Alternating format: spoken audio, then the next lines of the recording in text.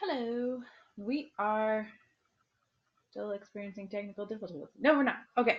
Hi. So we are getting started with the essay for our unit. So we've just been studying essays and now you have to write one. You've had two major assessments so far, and this is one where I expect to see a lot of improvement over the last couple. So the first two are usually some growing pains, and then this one, people tend to hit their stride. So hopefully that happens. I am going to be looking still for proper MLA formatting. So format your assignment properly, make sure you double space, make sure you indent your paragraphs, make sure that your name is clearly indicated, especially because you're going to be exchanging drafts. I really need to see whose work it is, so make sure your name's right on it. And if you use any outside sources, then you're going to want to make sure you use in-text citations properly and also have a properly formatted works cited list. And if you can show me you did that skill, do those skills properly this time, then it can help me to inflate your grade from your first assignment. Okay, so those are just some general comments. For this essay specifically, we're going to go to the Activity 5 content page, where there's a huge list of all the things that you need to be focused about. Okay, so the first thing that you're going to think about is what style of essay you're going to choose, and you're going to choose your style of essay based on like what you're interested in trying to communicate. So you're going to think about what you want your thesis to be. You're going to think about your audience and how you want to format your writing. Do you want it to be more formal, more informal? What are your strengths, and then cater to those. So if you read through the content, you're going to see lots of tips.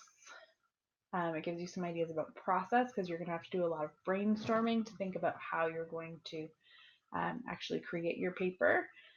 You're going to do some drafting, and it gives you lots of advice about how to create a good thesis statement. So in your pre-writing phase, you're going to submit to me your pre-writing, and it's going to have a thesis statement, and the thesis is really what I'm going to be paying a lot of attention to. Is it a strong thesis? So once you submit your work for the pre-writing, wait till you get feedback on your thesis, because if you write the essay in a mad rush and you don't have the thesis well done, then we could end up in a bit of a pickle.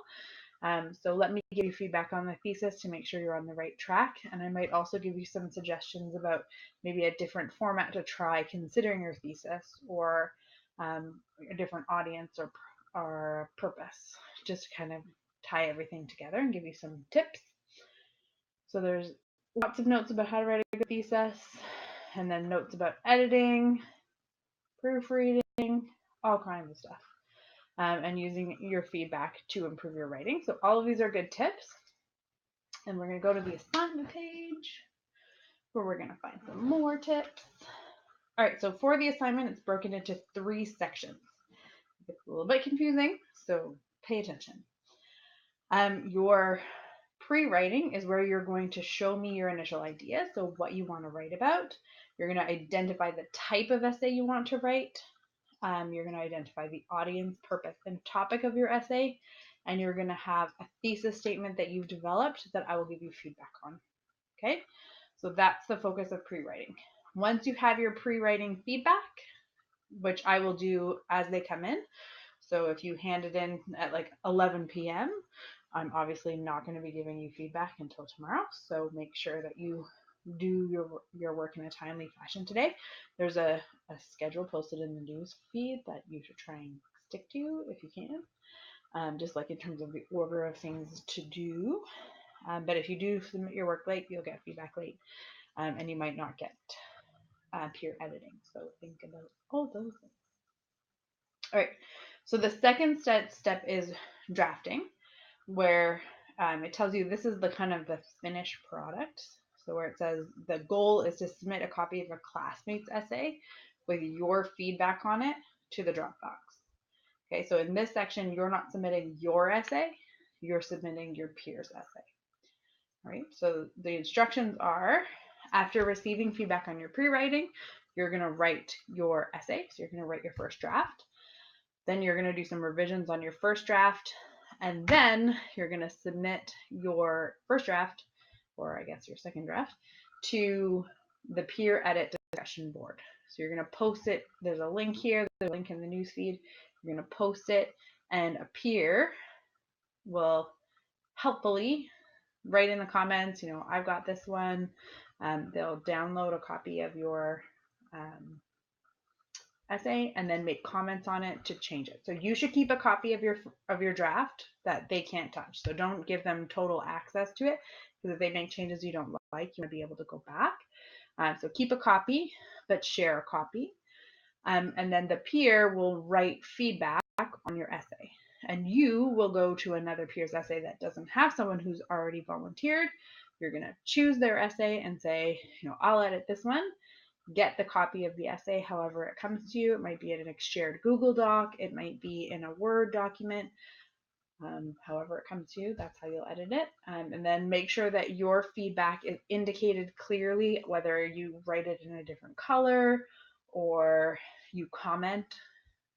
And in a Google Doc you can do that, but I might not be able to see the comments, so it would be probably better to suggest edits rather than to comment. Okay. Once you've finished editing it, you hand in your partner's essay with your edits on it. So you're handing in someone else's essay so that I can see the quality of feedback you gave them. And you're also going to post the essay back into the discussion board. So on whatever post they posted the initial document to, you're going to reply with an edited copy of it so that they have access to their document again. And then you'll get your copy back as well. Okay, so once you have your copy back, you're done the essay for the day. You still have other work you have to accomplish. You still have to finish activity 4, but you're finished with essay writing for today. And tomorrow you're going to tackle editing that draft and picking and choosing which of their suggestions you're going to take. All right, I hope that was clear. If you have any questions, please post them to the discussion board, because usually there are a lot of questions. Oh, before I leave you, I'm just going to remind you that the rubric for the assignment is how I'm bound to evaluate you. I can't give you a mark for something that's not here in the rubric somewhere. That doesn't mean that if it doesn't say like that specific thing, like doesn't use any comma splices, that I can't take marks off for spelling or whatever. But I can only evaluate you based on this criteria. So this is what I'm looking for. You always, always, always should consult the rubric. Okay, so we're just going to look at level 3 as our baseline. You should look at level 4 so you can see if you can get 100%. So for level 3, we're going to look at knowledge of form and style. So you demonstrate a degree of knowledge of the convention of your chosen essay type. Right? So if you choose a narrative essay, does it have a story? Is there a clear thesis? Do you make your analysis clear throughout? Are you using literary devices? Are you making sure to include characters or at least like plot points? Right? So it's not an argumentative essay if you've chosen to do a narrative essay. Do you use your planning process with considerable effectiveness? So if you choose to skip pre-writing and drafting, then this would be a negatory and that would be an R. Right? So make sure that you're doing all these things. For W1, are you generating, expressing, and organizing ideas using the selected essay type with a, sorry, I'm so old, I can see, with a considerable degree of effectiveness and insight? So is your organization clear? Are you following the conventions of that format in terms of its organization? Are your ideas building on one another? Are they scattered, etc.? Okay, are you using grammar, spelling, and punctuation conventions with considerable accuracy?